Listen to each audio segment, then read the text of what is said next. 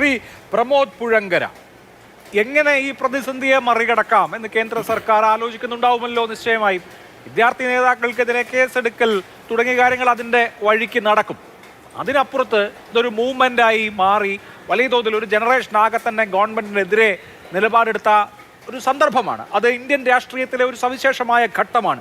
അതിനെ അതിജീവിക്കാൻ മറ്റ് പല മാർഗങ്ങളും സ്വീകരിക്കുമെന്ന കാര്യത്തിൽ യാതൊരു സംശയവുമില്ലല്ലോ. യൂത്തിനെ സംബന്ധിച്ച് വലിയ തോതിൽ ഈ രാജ്യത്തെ യുവാക്കൾക്ക് അസംതൃപ്തിയുണ്ട്, അസ്വസ്ഥതയുണ്ട്.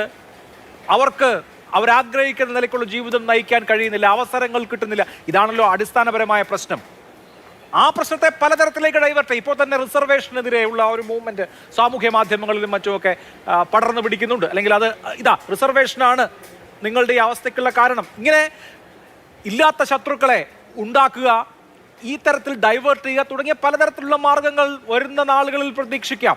അതുകൊണ്ട് വിദ്യാർത്ഥി സമരം ഇപ്പോൾ ഉണ്ടാക്കിയിട്ടുള്ള ഈ മൊമെന്റം അതേപടി നിലനിൽക്കും വരുന്ന നാളുകളിലും എന്ന് വിചാരിക്കണോ?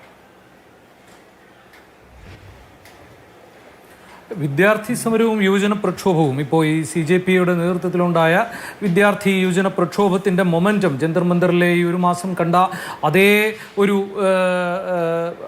തീവ്രതയിൽ നിലനിൽക്കുമെന്ന് ചോദിച്ചാൽ അത് ഉണ്ടാകണമെന്നില്ല. കാരണം ഒരു പ്രക്ഷോഭം ഉണ്ടാവുകയും ആ പ്രക്ഷോഭത്തിൻ്റെ തുടർച്ചയായി ആ സമരം വിജയിക്കുകയോ പരാജയപ്പെടുകയോ ചെയ്താലും അതിൻ്റെ തുടർച്ചയായി വീണ്ടും അതിനെ ഒരു രാഷ്ട്രീയ മുന്നേറ്റമായും ഒരു സംഘടിത രാഷ്ട്രീയ മുന്നേറ്റമായും അതിനു ചുറ്റും വികസിക്കുന്ന ഒരു ബഹുജന മുന്നേറ്റമായി രൂപപ്പെടുത്തുന്നതിന് ഒരുപാട് കാലം വേണ്ടിവരും. ചിലതെല്ലാം വിജയിക്കും, ചിലത് വിജയിക്കില്ല.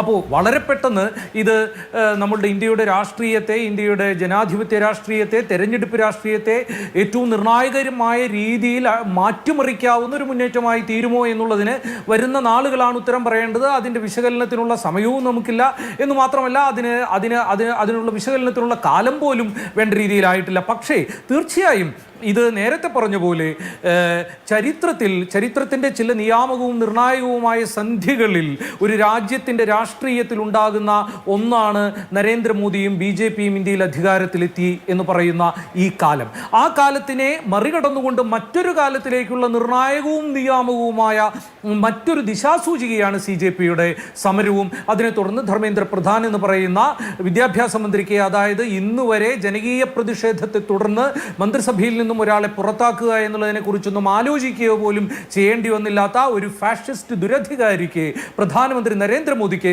തൻ്റെ മന്ത്രിസഭയിൽ നിന്നും ഒരാളെ പുറത്താക്കേണ്ടി വന്നു എന്നുള്ളത് അത് പല രീതിയിലുള്ള അടരുകളുടെ രാഷ്ട്രീയത്തെ നിശ്ചയിക്കുന്നുണ്ട്. ഒന്ന്, BJP ഇത്രയും കാലം സംഘപരിവാറിൻ്റെ നേതൃത്വത്തിൽ തങ്ങളുടെ ഫാഷിസ്റ്റ് പ്രത്യയശാസ്ത്രത്തിൻ്റെ ഭാഗമായി ഇന്ത്യയുടെ രാഷ്ട്രീയ സാമൂഹ്യ ശരീരത്തിലേക്ക് കുത്തിവെക്കുകയും ഇറക്കിവിടുകയും ചെയ്ത ഭയത്തിൻ്റെ വലിയ ഒരു കമ്പിളിപ്പുതപ്പിന്, ഒരു കരിമ്പടത്തെ ഇന്ത്യൻ ജനത വലിച്ചെറിയുകയും കുതറിക്കളയുകയും ചെയ്തിരിക്കുക എന്നുള്ളതാണ്. അതുകൊണ്ടാണ് ജന്തർ മന്ദറിലെ പ്രക്ഷോഭകാലത്ത് മുഴുവൻ നരേന്ദ്രമോദി എന്ന ഫാഷിസ്റ്റ് ചരിത്രത്തിൻ്റെ മുമ്പിൽ ഒരു കോമാളിയാണ് എന്ന് പ്രഖ്യാപിക്കുന്നതിന് ഇന്ത്യയിലെ ജനതയ്ക്ക്, ഇന്ത്യയിലെ യുവാക്കൾക്ക് മടിയില്ലാതെ വന്നു എന്ന് പറയുന്നത്. ഇപ്പോൾ ക്രിമിനലുകളെ കുറിച്ചൊക്കെ പറഞ്ഞല്ലോ. ഗുജറാത്ത് കലാപത്തിൽ നൂറുകണക്കിന് മുസ്ലിങ്ങളെ വംശഹത്യ ചെയ്യുന്നതിന് നേതൃത്വം നൽകിയ ഒരു ഭരണ സംവിധാനത്തിൻ്റെ തലപ്പത്തിരുന്ന നരേന്ദ്രമോദിയും അമിത്ഷായും ഇന്ത്യ ഭരിക്കുമ്പോൾ മറ്റേത് ക്രിമിനലുകളെ കുറിച്ചാണ് നമ്മൾ പറയേണ്ടത്? അന്താരാഷ്ട്ര നിയമങ്ങളനുസരിച്ച് വംശഹത്യയുടെ കുറ്റകൃത്യത്തിന് ശിക്ഷിക്കപ്പെടേണ്ട മനുഷ്യരാണ് ഇന്ത്യ ഭരിക്കുന്നത്. അതിലേറെ വലിയ ഏത് ക്രിമിനലിനെ കുറിച്ചാണ് നമ്മൾ പറയേണ്ടത്? ബിൽക്കിസ് ബാനു എന്ന് പറയുന്ന ആ സ്ത്രീയെ ബലാത്സംഗം ചെയ്യുകയും അവരുടെ കുട്ടിയെ കൊല്ലുകയും ചെയ്തതിൻ്റെ പേരിൽ ശിക്ഷിക്കപ്പെട്ട 11 പേരെ ശിക്ഷയിൽ ഇളവ് ചെയ്ത് BJP സർക്കാർ പുറത്തുവിട്ടപ്പോൾ അതിൽ താനൊരു തെറ്റും കണ്ടില്ലെന്ന് പറഞ്ഞ ഒരാളാണ് ധർമ്മേന്ദ്ര പ്രധാന് പകരം ഇപ്പോൾ വിദ്യാഭ്യാസ മന്ത്രിയായിരിക്കുന്നാൽ. പിന്നെ ഏത് ക്രിമിനലുകളെ കുറിച്ചും ഏത് ജനാധിപത്യ വിരോധികളെ കുറിച്ചുമാണ് പിന്നീട് നിങ്ങൾ പറയേണ്ടത്?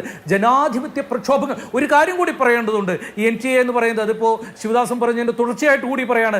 എന്തുകൊണ്ടാണ് NTA ഇല്ലാതാക്കേണ്ടത്? NTA എന്ന് പറയുന്നത് കേവലമായ ഒരു പരീക്ഷാ നടത്തിപ്പ് സംവിധാനത്തിൻ്റെ പരാജയം മാത്രമല്ല, അത് ഒരു പാർലമെന്റ് ആക്ട് പോലും ഇല്ലാതെ സൊസൈറ്റി രജിസ്റ്റർ ചെയ്യുന്നത് പോലെ ഉണ്ടാക്കിയ ഒരു സംവിധാനത്തിന് ആരും അത്തരത്തിൽ ഒരു ഉത്തരവാദിത്വവും ഇല്ലാത്തൊരു സംവിധാനം ഉണ്ടാക്കുകയും ഇന്ത്യയിലെ വിദ്യാഭ്യാസ സംവിധാനത്തെ മുഴുവൻ പല രീതിയിൽ ഹൈജാക്ക് ചെയ്യുന്നതിൻ്റെ ഭാഗമായ മറ്റൊരു സംവിധാനമാണത്.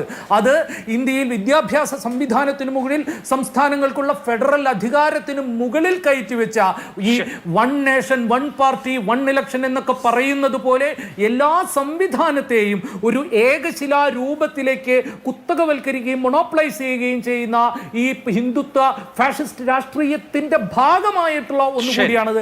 അതുകൊണ്ട് തന്നെയാണ് NTA പിരിച്ചുവിടുക എന്നുള്ളത് കൂടി കൃത്യമായി ഈ വിദ്യാഭ്യാസ സമരത്തിന്റെ ആവശ്യമാകുന്നത്.